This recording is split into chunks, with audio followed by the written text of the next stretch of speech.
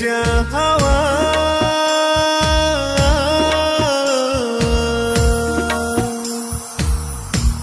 তাকে ছুঁয়ে যা তারি কাছে বলে আমারই কথা তারি কাছে বলে। শীতের হাওয়া একটা কাঁপন লাগিয়েছে আমাদের চারদিকে, খুবই সুন্দর একটা পরিবেশ, ভালো লাগছে। অবশ্য যখন আমাদের বাংলাদেশে অনেক গরম থাকে, হ্যাঁ সেটাও ভালো লাগে, আর একটু একটু ঠান্ডা পড়ছে তো আরও মজা লাগছে। তো আমি ভাবছি রূপান্তরে এমন কারোর সাথে বসবো যাদের মধ্যে রয়েছে সুখী হবার রহস্য, ওদের কাছ থেকে জানতে হবে, কথায় কথায় বের করে নিয়ে আসবো যে ওদের রহস্যটা কী, কেমিস্ট্রিটা কী। চলুন পরিচয় করে দিই। আবার এক পাশে রয়েছে রেজা, তার পাশে রয়েছে পুতুল। এখন এই দুজন কিন্তু খুব ভালো বন্ধু।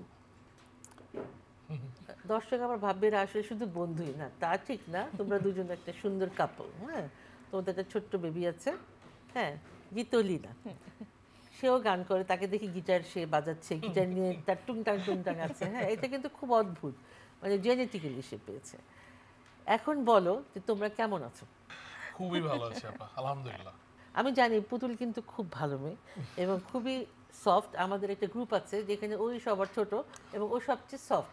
ও কিন্তু শুধু শোনে, হ্যাঁ, ও কিন্তু বলে না, ও শুধু শোনে এবং শি ইজ ভেরি নাইস, অনেক ট্যালেন্টেড, তুমি নিজেই জানো। একটু বলো সেই সংসারটা কিভাবে এই পর্যন্ত এলে। তো এই পর্যন্ত এলাম এবং যত দিন যাচ্ছে আমি এই পরিবারটাতে আরও এমনভাবে জড়িয়ে গেছি যে আমি এখন এই পরিবার ছাড়া কিছু ভাবতেই পারি না। আর রেজাকেও আমি প্রতিনিয়ত অনেক রূপে পেয়েছি। তো প্রথমে বন্ধু ছিল, তারপরে সংসার সঙ্গী, তারপরে গীতলিনার বাবা। সব কিছু মিলে আমার মনে হয় যে এর চেয়ে ভালো মানুষ হয় না। মানে আমি সবসময় বলি যে বাঙালি সংসার সঙ্গীদের ব্যাপারে মেয়েদের একটা অনেক ক্ষেত্রে অনেক মেয়েদের অনেক রকমের আপত্তি বা অভিযোগের জায়গা থাকে। আমি বলি যে এরকম মানুষ হয় না। তো আমার খুব সৌভাগ্য যে আমি রেজার মতন একজন মানুষকে আমার জীবনে পেয়েছি। আচ্ছা, আর রেজা তুমি বলো। আমাদের যখন বিয়ে হয় তো আমাকে সে এই কথাটা কিন্তু স্পেসিফিক্যালি বলেছিল যে দেখ, বিয়ের আগেই তো আমাদের তুই সম্পর্ক, মানে তুই সম্পর্ক এখনো তাই, এখনো তাই। আমরা এটা অনেক চেষ্টা করেছি ঠিক করার, কিন্তু খুব অকওয়ার্ড লাগে। মানে এটাও মনে একটা মিষ্টি একটা সম্পর্ক, তাই না? অনেকে অনেক রকম ভাবে, কিন্তু আমার শাশুড়ি মা, আমাদের বাসার সবাই বলে ঠিকই আছে, যেমন আছে তেমন, মানুষের জন্য নিজেকে বদলানোর কোনো দরকার নেই। তো আমাকে বলেছিল যে দেখ, আমার তো, তুই তো আমার মায়ের সাথে পরিচয় হয়েছে, কিন্তু আমার কিন্তু আরো 7টা না 8টা মা আছে। তখন আপনাদের এই অপরিচিতার গ্রুপের কথা বলছে আমাকে। আচ্ছা, তো তখন থেকেই জানতাম। আর আপনাকে তো সে আরেকটা মায়ের রূপেই সে আমাকে পরিচয় দিয়েছিল। তো তখন থেকেই জানতাম যে আমি যদি ভালো না হই, এক না 7-8 জন মিলে আর কি আমাকে ধরবে। তো এই জন্য ভালো সাবধানে থাকতে হবে আর কি। জি, সাবধানে থাকতে হবে। তো তোমাদের মধ্যে একটা মিউজিক্যাল বন্ডিং আছে, হ্যাঁ, দুজনের মধ্যে।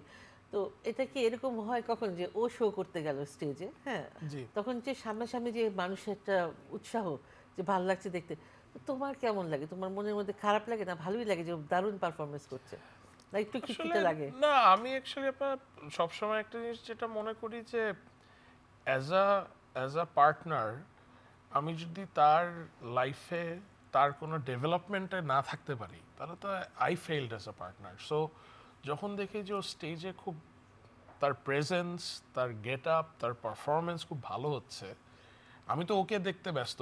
বাকি মানুষ কি করছে ওইটা তো আমার চোখে পড়ে না, আমি তো ওকে দেখতেছি। সো ও যখন ওইরকম একটা পারফরমেন্স দেয়, আমার কাছেই ভালো লাগে যে হয়তো ইন সাম ওয়ে কিছুটা হয়তো আমার এখন ক্রেডিবিলিটি আছে যে আমি ওর সাথে থাকতে পারছি, দেখতে পাচ্ছি। কারণ আমি সবসময় মনে করি যে অ্যাজ পার্টনার্স আমাদের একজন একজনকে যদি আমরা ডেভেলপ না করতে পারি, বেটার না করতে পারি, তাহলে আমাদের প্রবলেম আছে। সো এটা আমার ডে টু ডে চেষ্টা যে ওর লাইফে ওর যা যা লেখা, গান গাওয়া, ওর হোস্টিং, সব কিছু, even sometimes being a mother, কিভাবে আমরা এটাকে আরো বেটার করতে পারি, বা আমি কি করলে ওর এটা বেটার হবে, এবং ও একই জিনিস আমার জন্য করে, যে ও কি করলে আমার মিউজিক ভালো হবে। যেমন বিশ্বাস করবে না, আমি বিয়ের আগে টাকা সেভ করতে জানতাম না।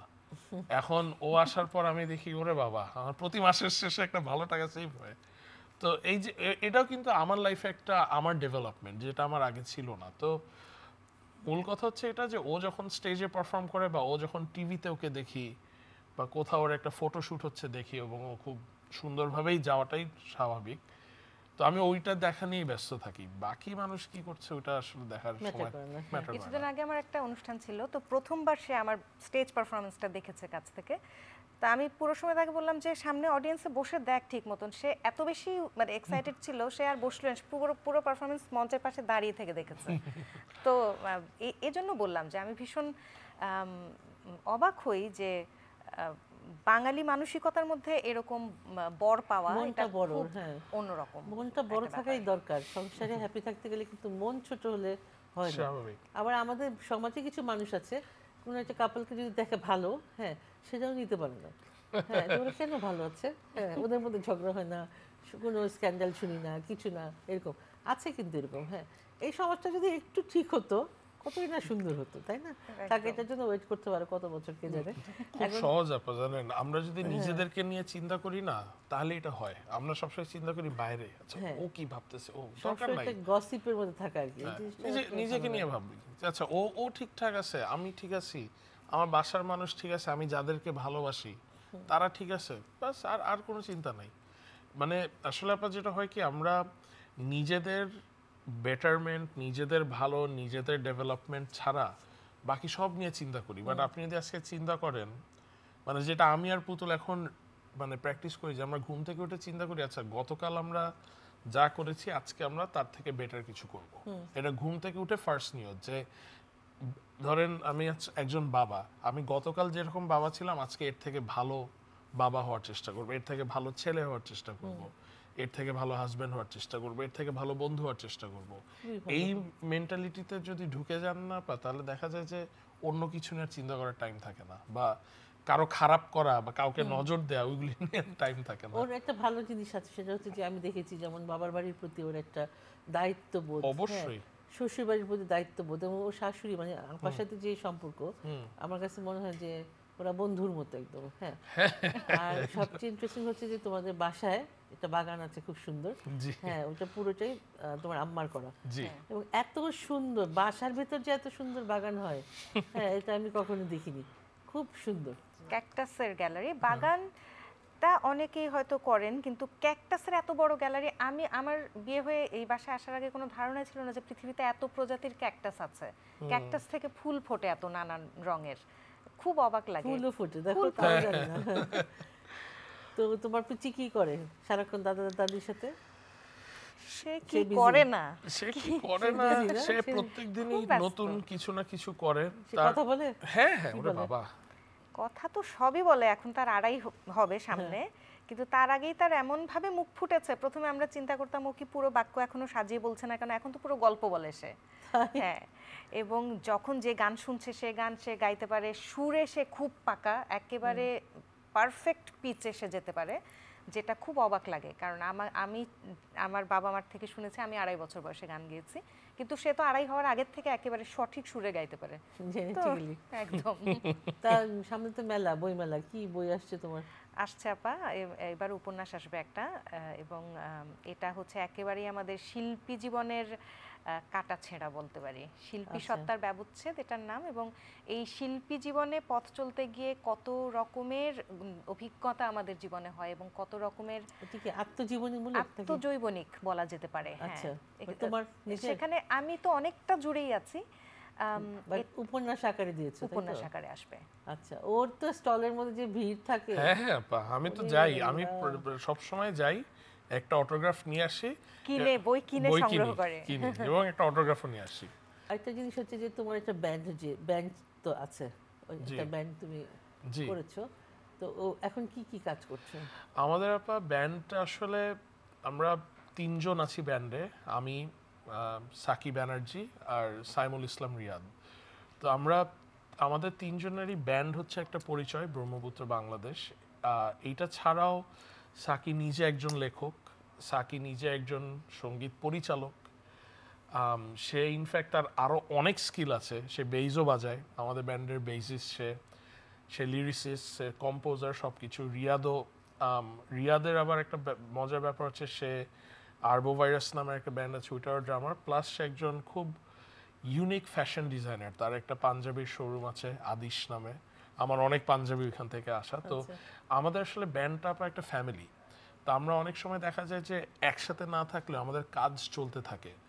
তো এখন অ্যাট দ্য মোমেন্ট আমাদের একটা অ্যালবামের কাজ চলছে, মাঝখানে অনেক নানা কারণে আর কি একটু ব্রেক পড়ে গেছিল এই কয়েক মাস আগে থেকে, কিন্তু আমরা এখনো কাজ করে যাচ্ছি। আশা করছি নেক্সট ইয়ারে আমরা অ্যালবামটা রিলিজ করতে পারবো। আগামী বছর কিন্তু আমরাও একসঙ্গে অ্যালবাম করছি, হ্যাঁ, এটা একটা আমাদের ইচ্ছা আছে। Exactly. নতুন বছরে এই কাজটা আমরা করতেই সেটা তো চাই। বললো, হ্যাঁ, কারণ সে তার সোলো ক্যারিয়ার নিয়েও এখন অনেক বেশি ব্যস্ত হয়ে গেছে এবং স্টুডিও প্রতিনিয়ত আপগ্রেড হচ্ছে, নতুন নতুন জিনিস শেখার প্রতি তো তার একেবারে এই পরিমাণ ঝোঁক আমি কারোর মধ্যে দেখি না আশপাশে। নতুন কি এলো পৃথিবীতে, নতুন কি প্রযুক্তি এলো, মানে মোটামুটি অথবা গান পাগল কি আর কি, শেখা, হ্যাঁ, একদম তোমরা তো গান মিউজিক পাগল অন্তপ্রাণ। অনেক, হ্যাঁ। আমার চাইতো আমার এখন মনে হয় যে আমি যেমন যা কিছু শিখেছি ছোটবেলা থেকে, যেভাবে চলছি একটা জায়গায় আছি, আর ও নিজেকে কিভাবে উত্তরণ করা যায়, কিভাবে শুধু শেখা যায়, এটা ভালো। প্রচন্ড চেষ্টা আছে। ওর কিন্তু আরেকটা গুণ আছে, সেটা হচ্ছে যে খুব সুন্দর ড্রেস ডিজাইন করতে পারে। হ্যাঁ, হ্যাঁ, এটা কিন্তু আমি তো জানতাম না। তো যখন আমি আবিষ্কার করলাম যে না এত সুন্দর সুন্দর ড্রেস পরে, আমি তো অবাক কিভাবে যেন একটা ডিজাইন করে ফেলে। এখানে আপা বড় আপার একটা ক্রেডিট আছে অবশ্যই, প্লিজ। হ্যাঁ। বড় আপা মানে আমার মানে পুতুলের বড় বোন না, বড় আমার বড় আপাই আপা। প্রথমত এই টুকিটাকি কাজগুলো করতো। বড় আপা একেবারে জুতা পর্যন্ত বানাতে পারতো একটা সময়, মানে আমাকে বানিয়ে পরাতো, জুতা থেকে একেবারে পা থেকে মাথা পর্যন্ত, ব্যাগ, জুতা, অসম্ভব ভালো হাতের কাজ আর কি। খুব গুণী মানুষ, সেও গান গাইতো, গান গায়। তো বড়াপার কাছ থেকে কিছুটা পেয়েছি মনে হয়। না, কিছুটা ভালোই পেয়েছো। আর এটা হচ্ছে তুমি তো একটা প্রোগ্রাম করো, হ্যাঁ, পুতুল ঘরে আত্মকথন। হ্যাঁ, তো এটার মধ্যে যাদেরকে আনো তাদের জীবনের গল্পগুলো আমরা শুনি। হ্যাঁ, তো ভালো লাগে শুনতে যে অনেক কিছু বলে, শেয়ার করে। হ্যাঁ, মাঝে মাঝে আমার খুবই কষ্ট লাগে যে মানুষের জীবন আসলে কত বিচিত্র, তাই না? কত কিছু ঘটে মানুষের লাইফে। ওই হিসেবে তোমরা যে অনেক ভালো আছো দুজন, মানে মেড ফর ইচ আদার। হ্যাঁ, দেখবে যে এরকমই যেন থাকো, আমি সবসময় এটা উইশ করি। আর এখনকার তোমার কাজগুলো কি কি করছো এগুলো বাদে? এখন তো সামনে বইমেলা আছে, বইটা গানটা করলাম, গানের কাজ, এই যে ওর সঙ্গে আমার অনেকগুলো গানের কাজ, কিছু গানের কাজ হয়ে আছে, ওগুলা প্রকাশ করব। আর একটা অ্যালবামের তো যেটা পরিকল্পনা আছে সেটা শুরু করব। স্টুডিওতে এখন অনেক বেশি সময় দেওয়া হচ্ছে, যেহেতু মঞ্চ পরিবেশনাটা এবছর একটু কম, একটু আমাদের ওপেন এয়ার কনসার্টগুলো কম হচ্ছে, হয়তো কর্পোরেট শোগুলো আছে সেরকম। তো এই কারণে আমরা চাচ্ছি যে স্টুডিওতে আমাদের পুরো সময়টা কাজে লাগাতে। আর আমি নিজে পুতুল গান বানাই, আমার কথা সুর কম্পোজিশনে, সেখানেও সে প্রডিউস করে সেটা। তো সেরকম কিছু গানও করার ইচ্ছা আছে। আর আবার উপস্থাপনা যেটা চলছে এটা তো চলছেই। আর এই দুজনের মধ্যে এই যেটা বন্ডিং সবই ঠিক আছে। হ্যাঁ, তো খুনসুটি কি হয় না? হয়, মান অভিমান হয়। কেমন হয়? কেমন হয় একটু দেখাও। মানে আমাদের খোঁচাই কেউ? হ্যাঁ, খোঁচাই।